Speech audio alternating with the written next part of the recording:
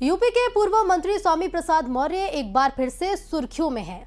इस बार उन्होंने दीपावली और देवी लक्ष्मी पर विवादास्पद पोस्ट किया है और अपने पोस्ट में लिखा है कि अगर लक्ष्मी से भला होता तो करोड़ों नौजवान बेरोजगार न होते और देश में 80 करोड़ लोगों को 5 किलो चावल पर जिंदगी बितानी नहीं पड़ती। उन्होंने यहां तक लिखा कि देवी लक्ष्मी से भला होता तो दुनिया के गरीब देशों में भारत नहीं होता। स्वामी प्रसाद मौर्य के इस पोस्ट से साधु संतों में खासी नाराजगी है।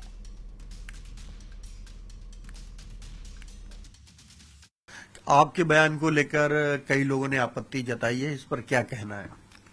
पहली बात तो मैंने कोई ऐसा बयान दिया ही नहीं कि लोगों को आपत्ति दर्ज करनी चाहिए या लोगों की भावनाएं आहत होनी चाहिए।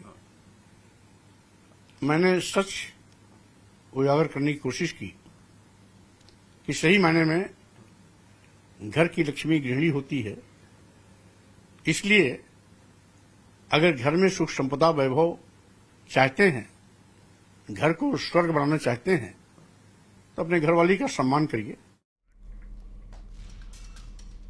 और विश्व हिंदू परिषद ने स्वामी प्रसाद मौर्य के बयान की निंदा की है।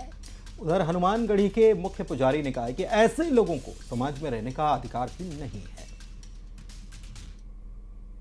अपने आप को दलितों का मसीहा ये करते हैं, उनके बारे में कोई दो शब्द बोले क्या इन्होंने कभी?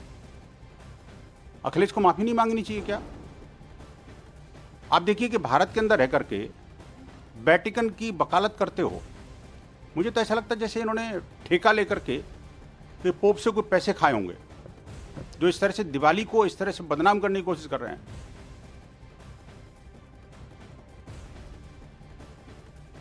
स्वामी प्रसाद मौर्य ना आस्तिक में है ना नास्तिक में है।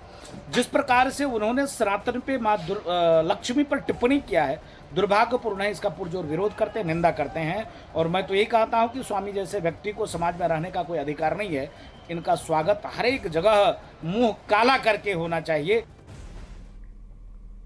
केंद्रीय गृह मंत्री अमित शाह आज अपना 61वां जन्मदिन मना रहे हैं और इस मौके पर पीएम मोदी और सीएम योगी ने उन्हें बधाई भी दी है।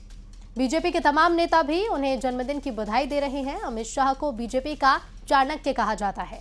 संसद में विपक्ष के आरोपों की बखिया उधेड़ना हो या फिर चुनावी शतरंज में हर बाजी को जीत में बदल देना, विरोधी दल के नेता भी अमित शाह का कौशल मानते हैं।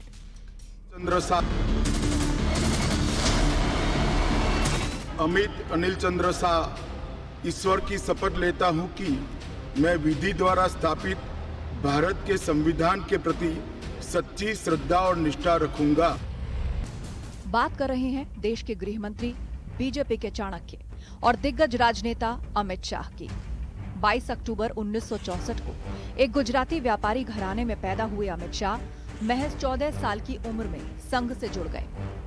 एक साधारण परिवार का लड़का संघ से सेवा सूत्र सीखता है और फिर उसी सेवा भाव को एक मुकाम तक पहुंचाने की खातिर राजनीति से जुड़ जाता है।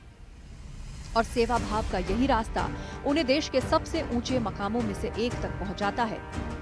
और इस मंजिल के सफर में कई बार इतिहास लिखा जाता रहा। बीजेपी के राष्ट्रीय अध्यक्ष बनते ही अमित शाह ने 2014 के लोकसभा चुनाव में पार्टी को 282 सीटें दिलाईं, जो पहली बार पूर्ण बहुमत था। उनकी रणनीति ने उत्तर प्रदेश में 71 सीटें जीतकर विपक्ष को सियासी तौर पर बड़ा झटका दिया। खास बात यह कि अमित शाह कितने सूक्ष्म तौर पर रणनीति बनाते हैं, इसका अंदाजा इसी बात से लगाया जाता है कि उन्होंने इसके लिए 60,000 बूथों पर निजी तौर पर रणनीति बनाई थी। अमित शाह के नेतृत्व में बीजेपी ने 2019 में 303 सीटें जीती, जो संगठनात्मक ताकत का सबूत था। पश्चिम बंगाल जैसे राज्यों में भाजपा की सीटें बढ़ी और कई दूसरे राज्यों में लगातार विजय ने बीजेपी को मजबूत किया। इसके अलावा अमित शाह ने संगठन विस्तार पर फोकस करते हुए बीजेपी को दक्षिण और पूर्वी भारत में मजबूत किया। तमिलनाडु में AIADMK के साथ गठबंधन और बंगाल में 77 सीटों की जीत उनकी रणनीति का ही नतीजा थी।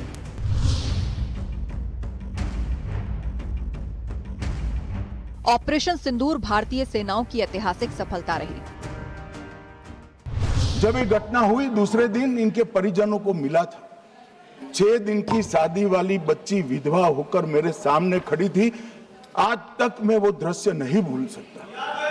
मगर आज सारे परिजनों को मैं कहना चाहता हूं कि मोदी जी ने ऑपरेशन सिंदूर से भेजने वालों को भी मारा और हमारे सुरक्षा बलों ने जिनको भेजा था उनको भी मारा और एक ऐसा सबक सिखाया है कि आने वाले कई दिनों तक कोई ऐसी हिम्मत नहीं कर पाएगा। अमित शाह, भारतीय राजनीति का वो नाम जो बुलंद इरादों और दृढ़ संकल्प का प्रतीक है।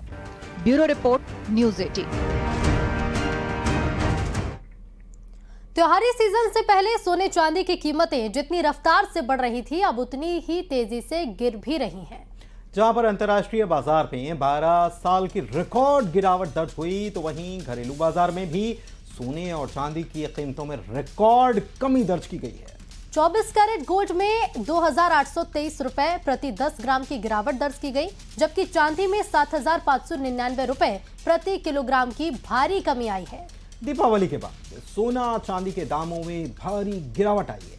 सोना अपने ऑल टाइम हाई से 5,677 रुपए और चांदी भी रिकॉर्ड हाई से 25,599 रुपए सस्ती हो गई है और चांदी के दाम आज 10,549 रुपए घटकर 1,52,501 रुपए प्रति किलो पर आ गए।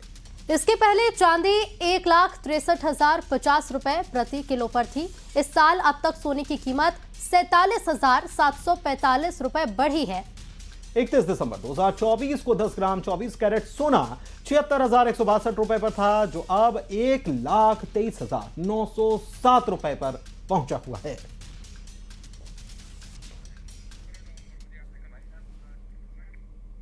और इस त्योहारी सीजन से पहले सोने चांदी की कीमतें जितनी रफ्तार से बढ़ रही थी, अब उतनी ही तेजी से गिर भी रही हैं। जहां पर अंतर्राष्ट्रीय बाजार में 12 साल की रिकॉर्ड गिरावट दर्ज हुई, तो वहीं घरेलू बाजार में भी सोने और चांदी की कीमतों में रिकॉर्ड कमी दर्ज की गई है।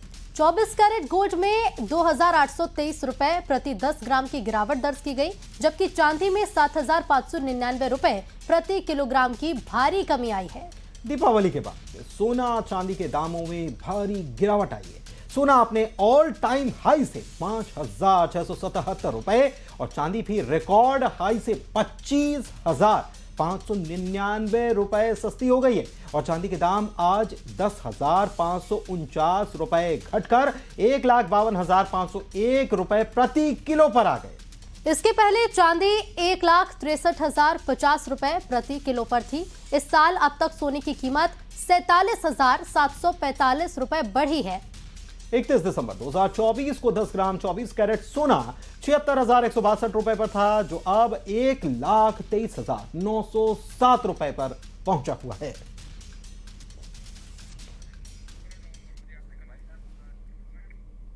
और इसी के साथ इस बुलेटिन में फिलहाल के लिए बस इतना ही। देखते रहिए न्यूज़ 18 मध्य प्रदेश छत्तीसगढ़। नमस्कार।